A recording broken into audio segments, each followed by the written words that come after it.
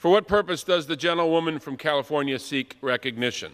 Mr. Speaker, I move that the House suspend the rules and pass the bill H.R. 502. The clerk will report the title of the bill. H.R. 502, a bill to require the Comptroller General of the United States to carry out a study on how virtual currencies and online marketplaces are used to buy, sell, or facilitate the financing of goods or services associated with sex trafficking or drug trafficking and for other purposes. Pursuant to the rule, the gentlewoman from California, Ms. Waters, and the gentleman from North Carolina, Mr. McHenry, each will control 20 minutes. The chair recognizes the gentlewoman from California. Thank you, Mr. Speaker. I ask unanimous consent that all members may have 5 legislative days within which to revise and extend their remarks on this legislation and to insert extraneous material thereon. Without objection. Gentlewoman from California. Thank you very much. I yield myself such time as I may consume. Gentlewoman's recognized. Mr. Speaker, I support H.R. 502, the Fine Trafficking Act, which would advance efforts to counter the illicit uses of virtual currencies and marketplaces, drug trafficking, and sex trafficking. The study in the report, designed to drive action from government and its partners, is needed now more than ever. In 2017, more than 70,000 Americans died of drug overdoses, a 10% rise from the previous year. The percentage of those deaths from synthetic drugs like fentanyl and its analogs increased sharply as well. It is said that Americans are now more likely to die from opioid overdose than a car wreck, dropping our collective life expectancy. Further, the International Labor Organization estimates that there are 4.8 million people trapped in forced sexual exploitation globally. Online marketplaces and cryptocurrencies facilitate this abuse, not just abroad, but in our own communities, where victims are exploited by bad actors, forcing men, women, and children into horrifying situations from which it's difficult to escape. The bill would require the GAO to study how online marketplaces and virtual currencies are being used for drug and sex trafficking. It will examine the participants in these trafficking supply chains and how they cash in and out of their digital marketplaces, returning their illicit gain proceeds to the formal banking systems. The study will also tell us about existing federal and state efforts to impede such activities so we can identify how to better tackle these crimes. And so I want to thank Congressman Vargas and Congresswoman Wagner for introducing this bipartisan legislation, and I urge support for this bill. I reserve the balance of my time. Gentleman from California reserves. The gentleman from North Carolina is recognized. Thank you, Mr. Speaker. I yield myself such time as I may consume. Gentleman's recognized. Mr. Speaker, I rise in support of H.R. 502, the Fine Trafficking Act. Consider this. In 2017, more than 47,000 Americans died from opioid overdoses alone. Additionally, it's estimated that the total number of human trafficking victims in the U.S. reached into the hundreds of thousands. These shocking numbers point to a deep systemic issue happening right in our backyards, where bad actors use any means necessary, even financial products, in order to lure people into horrible situations. Some of the ways they do this is by using virtual currencies to evade the oversight of institutions like government agencies. And while virtual currencies may possess a great opportunity for society, we don't quite know the extent of their utility in human trafficking. So, Mr. Speaker, these virtual currencies are one of the most versatile payment options available today, and yet they're among the least understood. So we need to do more work in order to understand their utility and their opportunity. It is precisely this lack of understanding that risks making virtual currencies ripe for exploitation by these bad actors. engaged in human trafficking and the sale of illicit drugs. In 2017, the National Drug Assessment, the Drug Enforcement Administration's concluded that the transnational criminal organizations are increasingly using virtual currencies for illicit activities, including drug trafficking. This includes illicit transactions with China, as well as the sale and purchase of narcotics, including those involved in our country's opioid epidemic. This bipartisan legislation before us is an instrumental first step towards analyzing how virtual currencies and online marketplaces are used to buy, sell, or facilitate the financing of goods and services associated with human and drug trafficking. By directing the Government Accountability Office to study how virtual currencies are linked to the supply chain of drugs and human trafficking, this bill will give lawmakers insight in how to sever that link. We need to know how virtual currencies are being used, the scope of their use, and most importantly, how our federal and state agencies must respond and can respond to impede their use for illicit activities. Let me add, Mr. Speaker, that nothing in this legislation is meant to demonize the use or the development of virtual currencies for legitimate economic activity. As my colleagues know, there are few members more committed than I am to how new technologies can facilitate commerce and growth. But in order for such technologies to flourish, we need a rigorous discussion on their risks in enabling new routes for illicit finance. We need to understand that as policymakers, and this bill is important because it enables us to have the measurement tools necessary for us to smartly legislate in this area. Mainstream acceptance of innovation depends on mainstream forms of accountability, and this bill does just that. I want to thank the gentleman from California, Mr. Vargas, for his sponsorship of the bill. I want to thank my vice ranker on the Financial Services Committee, my second in command on the Financial Services Committee, Ms. Wagner of Missouri, for her sponsorship and leadership on this important issue of human trafficking that she is so very committed to and so smart on legislating around, and for setting the right tone. I want to thank you both for setting the right tone for our committee jurisdiction and smart legislating and reaching across the aisle. I know they will continue to lead the fight against trafficking as members of the House Financial Services Committee of this Congress, as they have in previous years as well. I retain the balance of my time and would urge my colleagues to vote for this bill.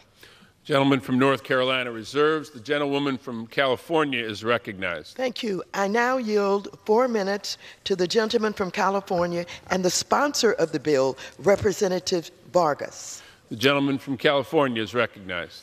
Thank you very much, Mr. Speaker. Thank you very much, Madam Chair, for yielding. I appreciate it. Thank you. Mr. Speaker, I rise today to urge my colleagues to support H.R. 502, the Find Illicit Networks and Detect Trafficking Act, or as you heard, we call it FIND. And also let me to thank Chairwoman Waters again and Ranking Member McHenry for their support and their guidance in this legislation. I'd also especially like to thank my colleague Rep. Wagner for her leadership on this issue and for agreeing to co-lead this common sense, narrowly tailored legislation. Thank you very much for your guidance again and leadership. As you may know, a virtual currency is a digital representation of value that can be digitally traded. Since the creation of Bitcoin, the first and most widely known example of a cryptocurrency, thousands of cryptocurrencies have emerged that are designed to serve a variety of purposes. Some forms of virtual currency provide a digital alternative to cash that lacks the oversight of a government or central bank and potentially offers greater anonymity than conventional payment systems. Just as virtual currencies have grown in use in legitimate commerce, as we heard from the ranking member, they've also, unfortunately, become an increasingly popular financial payment for criminals.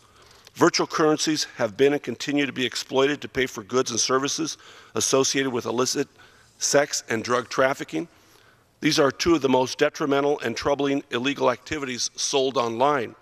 According to the DEA, 2017 National Drug Assessment, transnational criminal organizations are increasingly using virtual currencies due to their ease of use and the anonymity that they provide. While evidence points to a growth of virtual currencies as a payment method for illicit sex and drug trafficking, the true scope of the problem and potential solutions have not been fully established. According to the International Labor Organization, in 2016, 4.8 million people in the world were victims of forced sexual exploitation. And in 2014, the global profit from commercial sexual exploitation was $99 billion. Unfortunately, virtual currencies are also being used as payment method for transnational drug traffickers. As we all know too well, and was stated here, the United States is struggling to combat the rising number of lives cut short by the tragic opioid use. In 2016 alone, the CDC estimated that there were 64,000 deaths in the U.S. related to drug overdose, and the most severe increase in the overdose were associated with fentanyl and fentanyl analogs. As you know, fentanyl is an extremely deadly opioid, about 50 to 100 times more potent than morphine. Fentanyl is being illicitly manufactured in China and Mexico, with most of the illegal fentanyl in the United States originating primarily in China. And it is readily available to purchase through online marketplaces. If we are to craft effective regulatory and legislative solutions to combat these transnational criminal organizations, we need to fully study and analyze how virtual currencies and online marketplaces are used to facilitate sex and drug trafficking to determine how to best eliminate their use. H.R. 502, the Fine Trafficking Act of 2019, requires the Comptroller General of the United States to, 1, carry out a study on how virtual currencies and online marketplaces are used to facilitate sex or drug trafficking, and 2, make recommendations to Congress on legislative and regulatory actions that would impede the use of virtual currencies and online marketplaces in facilitating sex and drug trafficking. It is my sincere hope that this bill is a first step, as we heard, towards crafting bipartisan legislation to impede and eventually eliminate the use of virtual currencies by transnational criminal organizations to facilitate drug and sex trafficking. Again, I thank my colleagues for the bipartisan nature of this bill, in particular, again, Representative Wagner, very much. I thank you for this, and I urge my colleagues to support the bill, and I yield back the balance of my time. Gentleman yields back. The gentleman from California reserves. The gentleman from North Carolina. Thank you, Mr. Speaker. I now have the pleasure of yielding to Ms. Wagner from Baldwin, Missouri. She is the Vice Ranking Member of the House Financial Services Committee and will be the Ranking Member of the Subcommittee on Diversity and Inclusion on the Financial Services Committee as well. I yield 4 minutes. Gentleman is recognized for 4 minutes. I thank the Vice-Ranking Member, and I thank my friend and colleague from California for his leadership and support on this legislation. Mr. Speaker, I rise today and urge my colleagues to support the Fine Trafficking Act. The fight against online sex trafficking has been one of the most important endeavors since I first came to Congress. I've worked with colleagues on both sides of the aisle to update our nation's laws to effectively combat contemporary methods used to exploit our nation's women and children. The fact of the matter is that sex trafficking has moved from the streets to the internet. Traffickers advertise, buy, and sell women and children using online marketplaces with impunity. Last April, my Fight Online Sex Trafficking Act, or FOSTA, became law, and many websites engaged in sex trafficking shut down to avoid liability for their crimes. This was a tremendous step forward, but our job is not finished. The reality is that sex and drug trafficking are extremely profitable, and there are still websites that are knowingly facilitating criminal activity. Traffickers are increasingly using the anonymity of virtual currencies like Bitcoin and others to finance their networks of exploitation, both online and offline. These criminals use virtual currencies to avoid detection and prosecution, a practice that creates an unprecedented challenge for financial regulators and law enforcement. This is a new playing field, and we need better enforcement of existing laws and more information about how criminals are using virtual currencies to finance their operations. We need to know how illicit funds are being repatriated into the formal banking system. We need to understand whether federal and state agencies have the tools they need to stop criminal profits from entering our financial systems. We also need to know how drug traffickers are using the internet to sell opioids, including deadly fentanyl.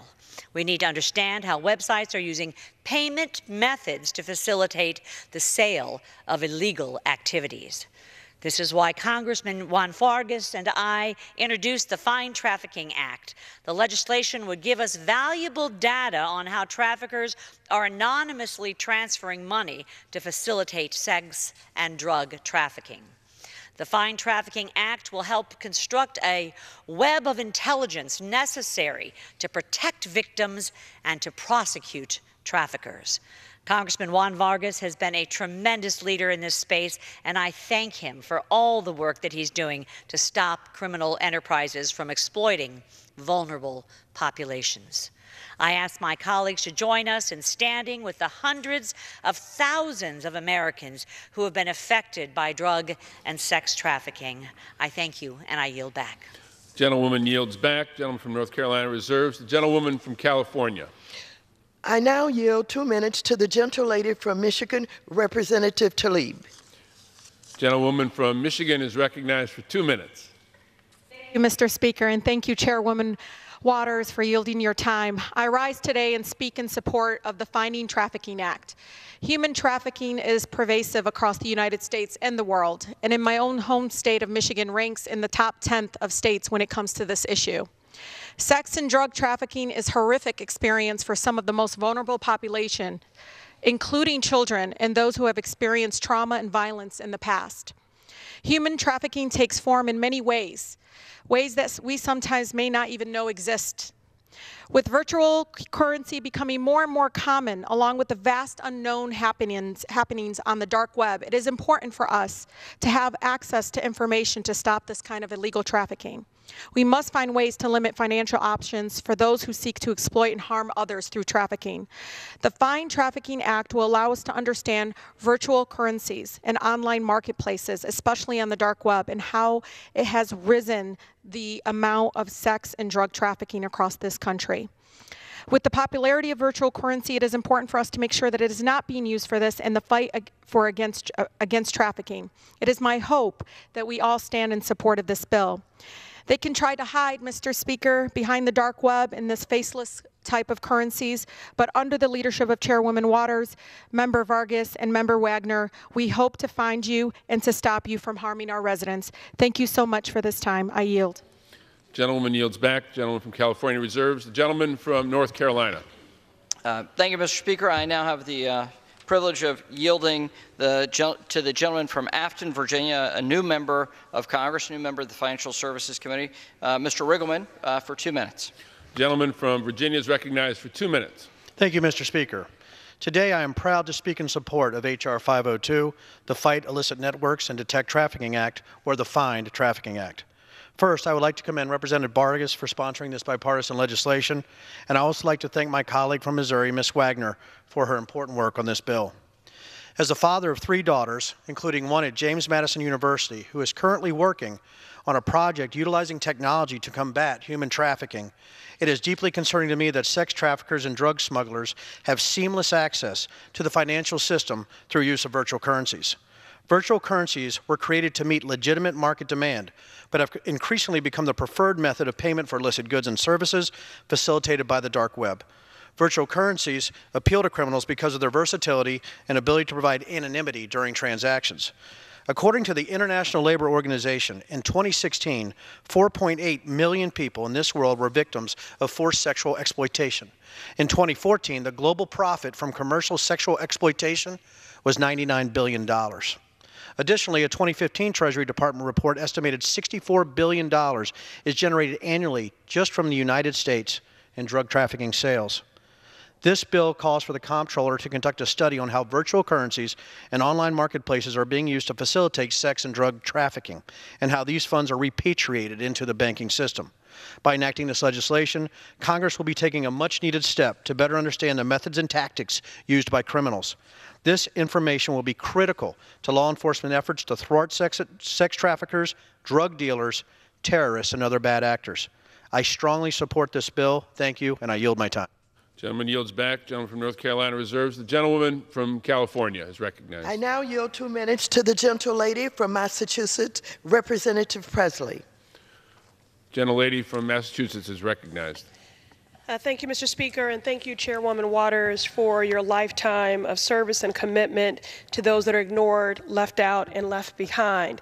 I rise today in support of H.R. 502, the Fine Trafficking Act.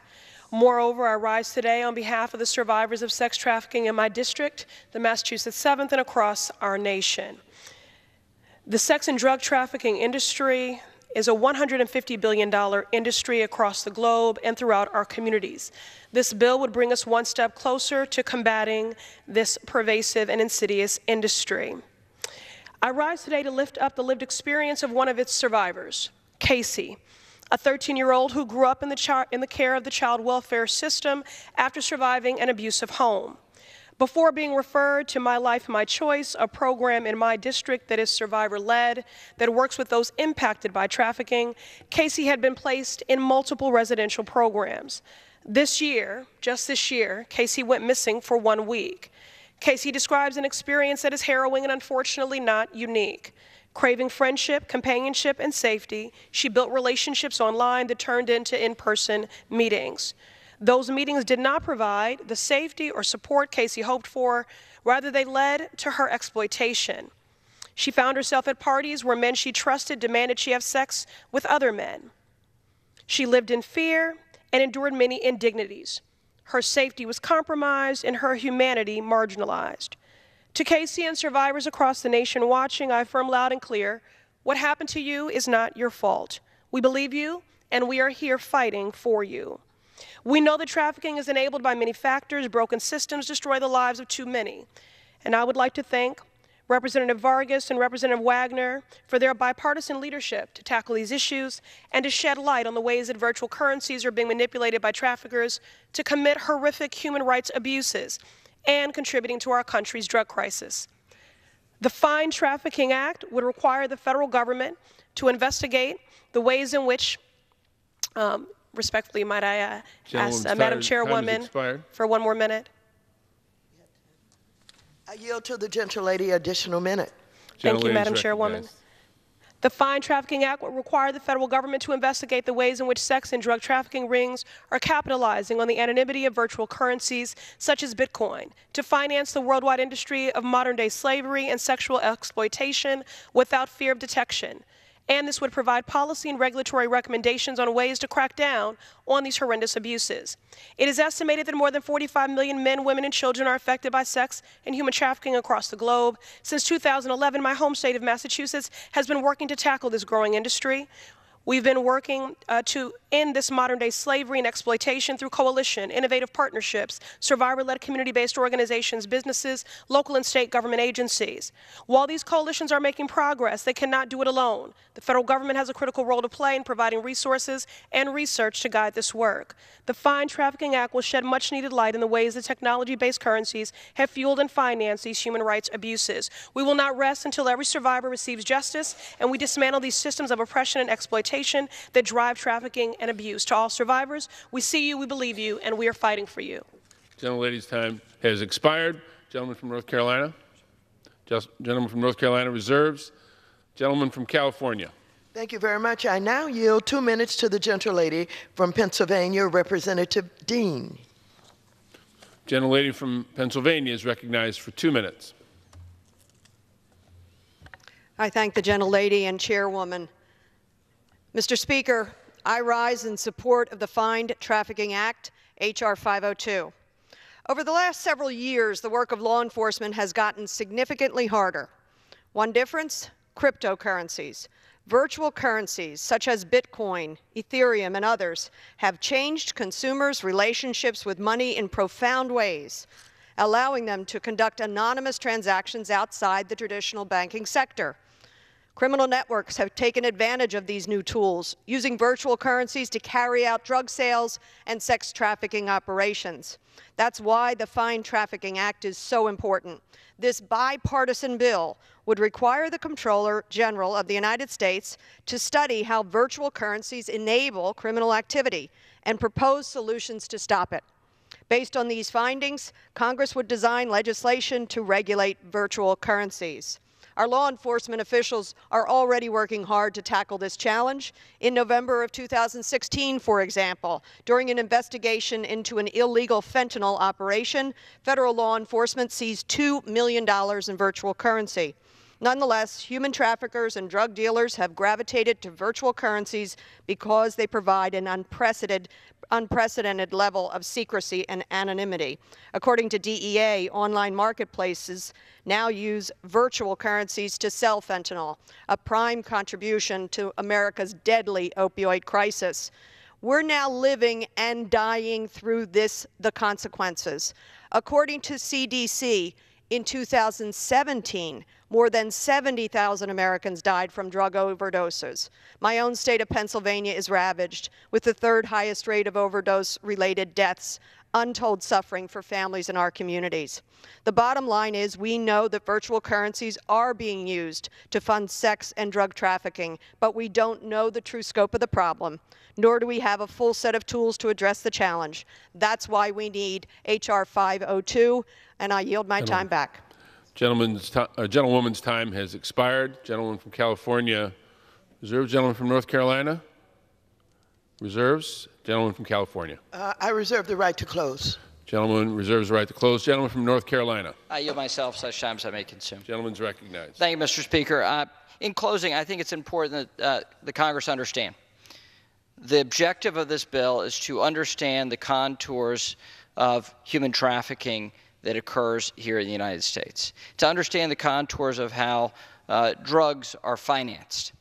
It is incumbent that we have the proper data and the public have the proper data so we can understand how to respond. That's what this measure is about. The plight of those human trafficking victims, the plight of those that are suffering the impairments, the devastating consequences that opioids have brought in our society. We know those in our community. What we have to understand is the deeper issues around the movement of money, which is what the Financial Services Committee can do. It doesn't fix the full problem, and we should focus on fixing the larger issues around human trafficking and drug overdoses and the horrible effects of illicit drugs in our society. But what we can do here is understand the contours so we can cut off that siphon of money that is fueling this epidemic in our communities all across America. I want to thank Mr. Vargas and Ms. Wagner, who just departed, for their work on this important issue. I yield back the balance of my time and urge my colleagues to vote yes. The gentleman yields back the balance of his time. The gentlewoman from California is recognized. Thank you very much, Mr. Speaker. H.R. 502, the Fine Trafficking Act, is an important bill in the fight against human trafficking and drug trafficking. There are millions of victims trapped in forced sex exploitation globally, and there are over 70,000 drug overdose deaths in the United States in 2017. This bill will study how virtual currencies and online marketplaces facilitate human trafficking and drug trafficking, and it will study the participants who are abusing these mediums. The research that would result from this bill will assist Congress in finding effective measures to address these harmful illicit trades. Lives can be saved because of this legislation. Once again, I want to thank Congressman Vargas and Congresswoman Wagner for introducing this bipartisan legislation. Again, this is the second bill that we have here on the floor today, where we have bipartisan cooperation, great bills that both sides can support. And so again, I am very grateful for the vision of Congressman Vargas and Congresswoman Wagner in introducing this legislation, and I urge support for the bill. Gentlewoman yields back. The question is, will the House suspend the rules and pass the bill H.R. 502? Those in favor say aye. Those opposed, no. And on that, I request a yeas and nays. In the opinion of the chair, 2/3 being in the affirmative. Gentleman from California. Mr. Speaker, on that, I request a yeas and nays. The yeas and nays are requested. All those in favor of taking this vote by the yeas and nays will rise and remain standing until counted. A sufficient number having risen, the yeas and nays are ordered. Pursuant to Clause 8 of Rule 20, further proceedings on this question will be postponed. For what purpose does the gentlewoman from California seek recognition? Mr. Speaker, I move that the House suspend the rules and pass the bill H.R. 56. Does the gentlewoman wish to call up the bill as amended? Yes. Clerk will report the title of the bill. H.R. 56, a bill to establish an independent financial technology task force to combat terrorism and illicit financing, to provide rewards for information leading to convictions related to terrorist use of digital currencies, to establish a fintech leadership and innovation and financial intelligence program, to encourage the development of tools and programs to combat terrorist and illicit use of digital currencies, and for other purposes. Pursuant to the rule, the gentlewoman from California, Ms. Waters, and the gentleman from North Carolina, Mr. McHenry, each will control 20 minutes. The chair recognizes the gentlewoman from California. Thank you very much, Mr. Speaker. I ask unanimous consent that all members may have 5 legislative days within which to revise and extend their remarks on this legislation and to insert extraneous material thereon. Without objection. Thank you, Mr. Speaker. I yield myself such time as I may consume. Gentlewoman's recognized. I'm so pleased that this body will vote on H.R. 56, the Financial Technology Protection Act, which passed the House in the 115th Congress. This bill would strengthen and expand efforts to deter terrorists and illicit abuses of financial technology through interagency coordination and research, through collaboration with private institutions and citizens. As stated in last year's National Money Laundering Risk Assessment from the United States Department of the Treasury, many cryptocurrencies are being designed to make virtual currency transactions untraceable and are increasingly being used by bad actors. The talent and technological capabilities to track these transactions must keep up so the government can identify terrorists, hackers, and other criminals who try to hide their activities and proceeds using cryptocurrencies and related exchanges. This bill would establish a public-private sector task force, a grant program to encourage the development of largely open source tracking technology, and a whistleblower reward program to counter terrorist use of digital currencies. Also, it would require the government to examine how state and non-state actors, including foreign terrorist organizations, use these cryptocurrencies to evade sanctions, finance terrorism, and launder money. I thank Congressman Budd and Lynch for reintroducing this bipartisan legislation, and I urge my colleagues to support it. I reserve the balance of my time. The gentleman from California reserves. The gentleman from North Carolina is recognized. Thank you, Mr. Speaker. I yield myself such time as I may consume. The gentleman's recognized. Thank you, Mr. Speaker. I rise in support of H.R. 56, the Financial Technology Protection Act. Our #1 priority is to ensure the safety of the American people, especially from terrorists and terror organizations seeking to take away the freedoms we hold dear. This bipartisan legislation is a prime example of how we can reach across the aisle and find common ground in the fight against terrorism as well as illicit finance. H.R. 56 establishes an independent financial technology task force, which will improve coordination between the private and public sectors in order to research and develop tools to combat terrorism in the illicit use of financial technologies, including digital currencies. Recent studies have found evidence that terrorists, especially lone wolf actors, use digital currencies. A public-private task force, as established through this legislation, can inform Congress on the legislative and regulatory steps needed to stop these bad actors.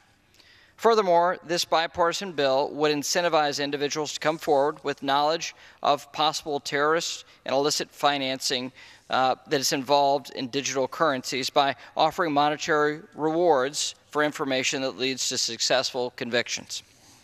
A reward program is just the kind of innovation in policymaking that we need to stay in step and ahead of terrorists. Last Congress, the Treasury Department informed our committee that using such unconventional tools could be critical in generating useful intelligence. And I applaud Mr. Budd and Mr. Lynch for thinking creatively in this process and listening to testimony and taking that and putting that in legislative form. The threat of illicit use of digital currencies is evolving, and policymakers must work together to find best practices and solutions. That is why this bipartisan bill is so important. Furthermore, I would add that digital currencies have enormous potential benefits. And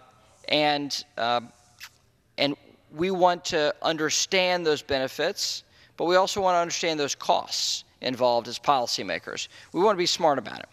And I think it's useful and helpful for us to begin with understanding how we stamp out bad actors and their use of digital currencies before we move into that next set of conversation about how we properly enhance their utility in our society. And I want to thank, again, my colleagues from Massachusetts, Mr. Lynch, for his work here, and my colleague from the great North State, from North Carolina, Mr. Budd, first for their relationship on this important policymaking and their willingness to work across the aisle in order to get good legislation that is ensuring the safety of the American people. I'd urge my colleagues to support H.R. 56 as a common sense, forward-looking approach to combating terrorism, and I reserve the balance of my time.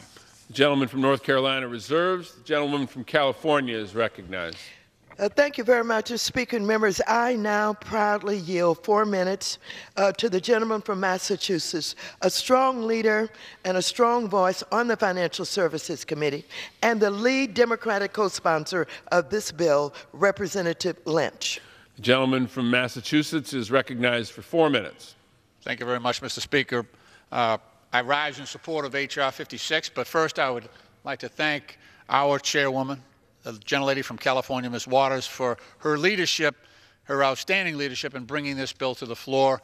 And I'd also like to thank the gentleman from North Carolina, Mr. McHenry, for his energetic support as well. In addition, I'd like to thank my distinguished colleague, the gentleman from North Carolina, Mr. Budd, a colleague of ours on the Financial Services Committee, for working in a bipartisan fashion with me to get this bill to the floor in a better way to safeguard our emerging financial technology sector against this illicit use by terrorists and their financiers, money launderers, computer hackers, and other criminal actors. I'd also like to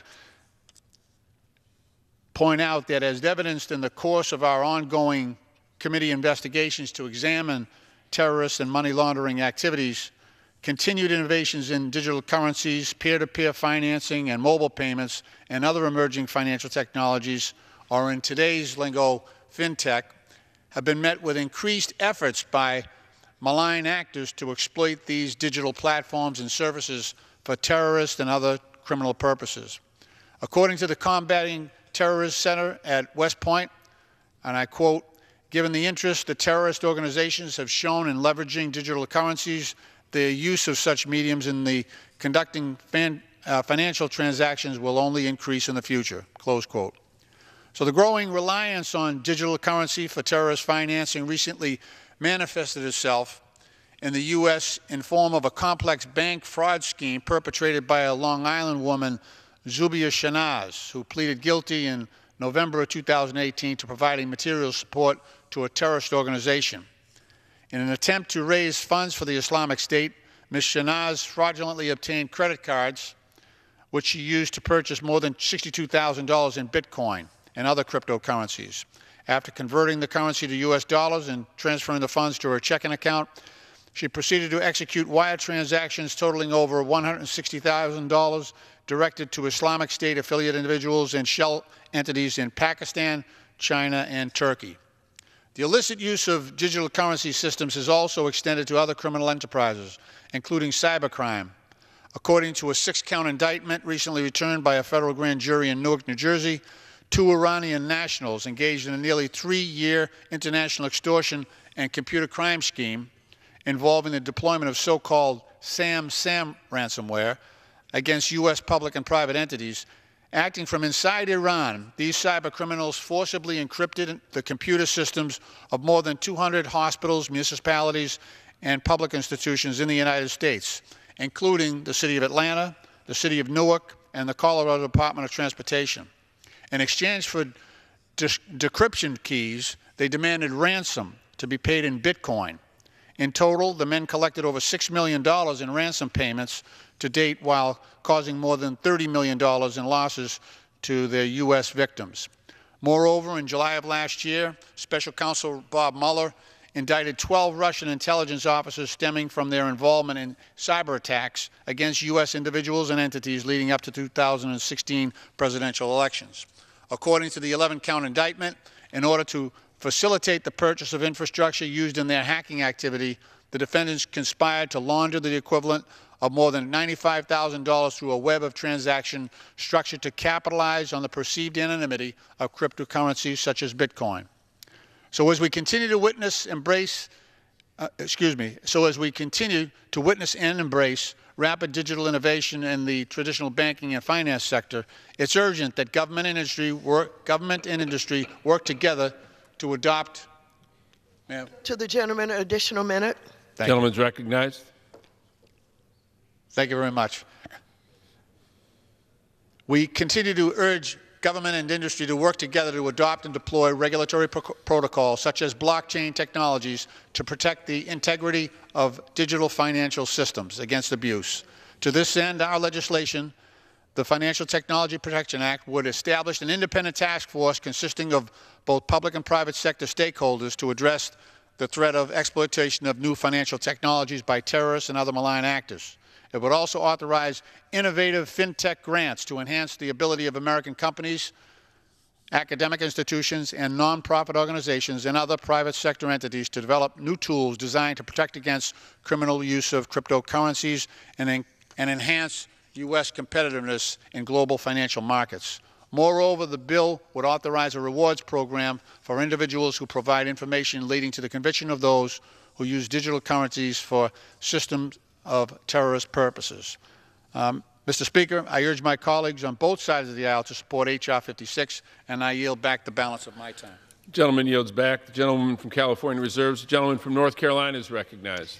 Mr. Speaker, I want to recognize my colleague from North Carolina, the gentleman from Davie County, from the great metropolis of Advance, North Carolina, and a leader in fintech for 5 minutes. The gentleman from North Carolina is recognized for 5 minutes. I want to thank my friend, the ranking member, for yielding. And Mr. Speaker, I want to start by congratulating him on his new role in the Financial Services Committee. And certainly he makes our home state, the Old North State, proud. I also want to congratulate the new chair on her position as chair of our committee. And I look forward to working with her in a bipartisan fashion whenever I can. I also have to thank my co-lead on H.R. 56, the gentleman from Massachusetts, Mr. Lynch, for his leadership on illicit financing issues and this bill in particular. I always enjoy teaming up with him, and I value his input and expertise on these issues. I'm hopeful we'll see some movement on his kleptocracy legislation, and I'm proud to be co-leading that with you. But today, Mr. Speaker, I rise in strong support of my bipartisan legislation, the Financial Technology Protection Act. I've said this many times before, but I'll say it again because it bears repeating. Illicit financing networks are the linchpin of any terrorist group, criminal organization, or rogue state's operations. And as we move into an increasingly digital and virtual world, criminals and terrorists will start to use new technologies that are available to them.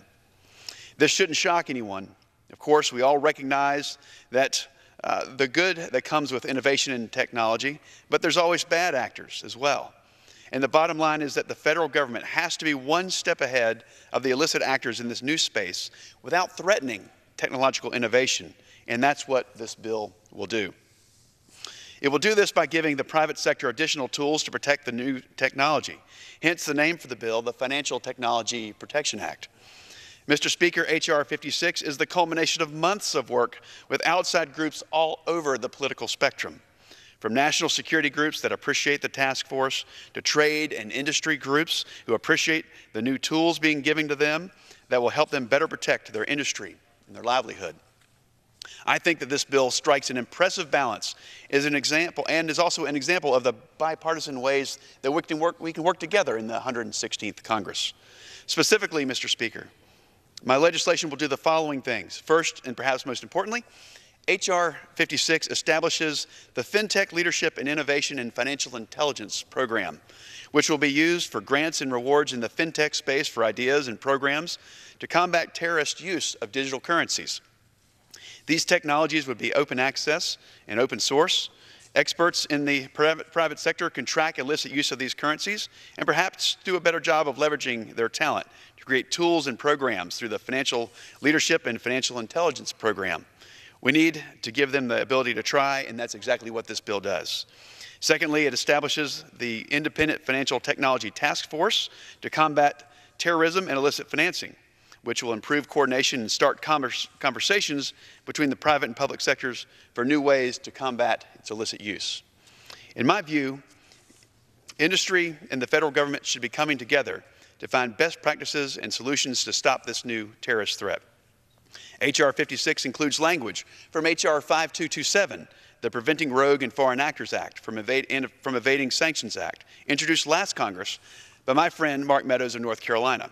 This language directs the Treasury to develop a strategy that identifies and describes potential uses of virtual currencies and other related emerging technologies by states and non-state actors and terrorist organizations to evade sanctions, finance terrorism, and launder monetary instruments, and threaten the United States' national security. Again, the development of a national strategy to combat illicit use strikes me as common sense, and therefore we are excited to have it included and have Mr. Meadows' support. Finally, this Bud Lynch legislation establishes a targeted rewards program for information leading to the capture of terrorists or illicit actors included with terror digital currency networks. The government should be encouraging individuals with knowledge of illicit use of virtual currencies to come forward through the offerings of rewards of successful convictions. Here's the bottom line. H.R. 56 is legislation that sparks private sector innovation to deal with terror and illicit financing when it comes to virtual currencies, which ultimately benefits the underlying technology, the blockchain. And I think that Congress should be promoting programs and technologies that give industry the tools they need to save their technology and industry from illicit use, and hopefully save them from further regulation down the road. I'm very excited that this bill is up for a vote in the House today and has such strong bipartisan support. Mr. Speaker, I urge adoption of my bipartisan legislation and once again, thank everyone who's had a hand in bringing this to the floor. I think it's an exciting day when we can focus on FinTech, and I'm hopeful for the future of this committee in the 116th Congress. With that, Mr. Speaker, I yield back the balance of my time. Gentleman yields back. Gentlewoman from California is recognized. Thank you. I reserve the right to close. Gentlewoman reserves. Gentleman from North Carolina is recognized. I yield myself such time as I may consume. Gentleman's recognized. 3 for 3. The House Financial Services Committee comes out with the first 3 bills. They're bipartisan. I would hope the House would adopt them tonight. I think this is a great first step in this long road of legislating that I think we can be about in the Financial Services Committee. The chairwoman has shown that will, that interest, that inclination to work together where we can achieve consensus across the aisle. And that doesn't, I mean that as a compliment. And in the politics of today, it seems like when you're working across the aisle, it seems like that is dealt as an insult in some factions. I know that Chairwoman Waters has worked intently to get to the position of chairing this committee. for a little longer than I have to be the ranking member of the committee. But as she will show me on opening day of the House Financial Services Committee, she has the gavel and I do not. But where we can work together, I am honored to be able to do so. I want to thank my colleague, Mr. Budd, for working so intently on financial innovation and on fintech, as well as cryptocurrencies that are of great interest to him. And I appreciate Mr. Lynch being engaged in this subject matter as well. I look forward to more bipartisan legislating coming out of this committee, as well as a number of more interesting activities that I'm sure will be a part of this. I'm now informed that we do have one member to close, and that will be Mr. Riggleman, that I recognize for 2 minutes, a new member from Afton, Virginia, who has a great deal of experience in national security. Mr. Riggleman. The gentleman from Virginia is recognized for 2 minutes. Thank you, Mr. Speaker, and special thanks to the chair and to the ranking member for their leadership on this. And I would also like to thank Representative Budd for sponsoring this bipartisan legislation, and to thank my colleagues across the aisle, Representatives Lynch and Soto, for their important work on this bill as well. While I may be new to Congress, I am all too familiar with terrorist threats and the danger they pose to the safety and security of our nation. I served as an intelligence officer and worked to track down terrorists after 9/11. I also supported follow-the-money analysis and operations related to terrorist financing. One of the key components that allows terrorists to organize and execute their missions is financing. As financial technology, or fintech, evolves, so do the opportunities for criminals to take advantage of the financial system. H.R. 56 calls for financial regulators, law enforcement, and private sector experts to come together to create the Fintech Task Force to combat terrorism and illicit finance. This task force is charged with developing innovative methods to track, prevent, and prosecute terrorists and use digital currencies and other financial technologies to advance their agenda. Technology is integral to everyday life for consumers, businesses, and governments, which is why it is critical that experts from law enforcement and the private sector come together to protect our financial system from terrorists and other bad actors. For these reasons and many others, I strongly support this bill. Thank you, and I yield my time. Gentleman yields back. Does the gentleman from North Carolina yield the remaining time? I yield back the balance of my time. Gentleman yields back. The gentleman from California is recognized. Thank you very much, Mr. Speaker and members. I'd like to thank Representative Budd and Representative Lynch for the work that they have put on this legislation. And I'd like to take a moment to thank Mr. Lynch for not only this legislation, but all of the efforts that he has put forth on the Financial Services Committee that has benefited this Congress and our country. And so with that, let me just say that I rise again to encourage my colleagues on both sides of the aisle to vote for H.R. 56, the Financial Technology Protections Act. This bipartisan bill aims to improve our efforts to deter terrorists and criminal abuses of financial technology, including cryptocurrencies, through its support of interagency coordination and research, and through collaboration with private institutions and citizens. The measure created by this legislation will give the U.S. a better understanding of how bad actors, including terrorists, use cryptocurrencies to evade sanctions, finance terrorism, and launder money. These state and non-state actors are always looking for new ways to get around our protective and investigative measures, and this bill will help us to stay at least one step ahead. So again, my sincere gratitude and thanks to Congressman Budd and Lynch for reintroducing this bill, which was passed by this body in the last Congress. And I would like to, again, follow up on statements that were made by the ranking member, Mr. McHenry, to remind everyone that the first 3 bills of this Congress that have been introduced by the Financial Services Committee are bipartisan bills, where we have shown that not only are we willing to provide leadership and send a message to all of the members of Congress that we have to work hard to try and get good, viable, strong legislation through this Congress, working together in ways that perhaps we have not done before.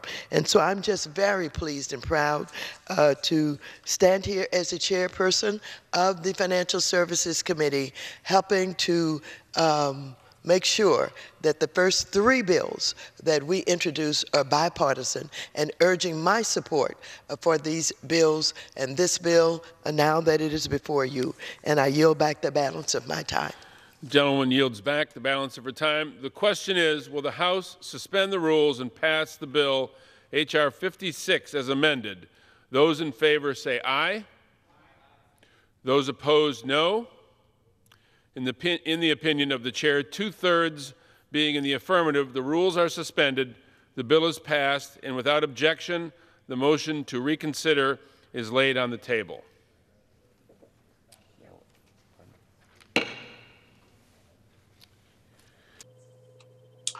Hi everyone, my name's Mike. I'm the creator of Mox News.